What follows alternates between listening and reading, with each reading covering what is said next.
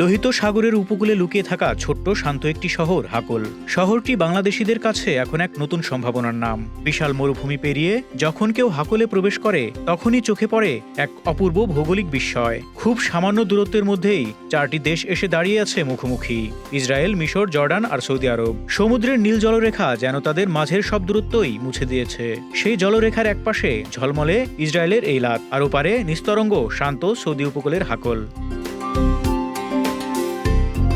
ইসরায়েলের এলাত থেকে তাকালে হাকলের মরু পাহাড়ের রেখা স্পষ্ট দেখা যায়। রাতে সেই পাহাড়ের কালচে ছায়া লোহিত সাগরের উপর এক রহস্যময় ছবি আঁকে। আবার হাকল থেকে তাকালে এলাতের আলো ঝলমলে বন্দরের রঙিন আলো চোখে পড়ে। দূরত্ব খুব কম হলেও দুই দেশের মধ্যে কোনো স্থল সীমান্ত নেই, কেবল সমুদ্রই তাদের আলাদা রেখেছে। এমনই এক জায়গা যেখানে দাঁড়ালে মনে হয় ভূগোল আর মানুষ কখনোই পুরোপুরি আলাদা হয়ে থাকে না। হাকলকে বাংলাদেশের জন্য বিশেষ করে তুলেছে এখানকার প্রবাসী সমাজ। একসময় এটি ছিল নিরিবিলি, কম জনবসতিপূর্ণ, প্রায় ভুলে যাওয়া একটি উপকূলীয় অঞ্চল। রাস্তাগুলো পরিপাটি থাকলেও তেমন কর্মচাঞ্চল্য ছিল না। বাড়ি ভাড়াও ছিল অবিশ্বাস্যভাবে কম। 10-15 বছর আগে মাত্র 50 রিয়ালে একটি ঘর পাওয়া যেত।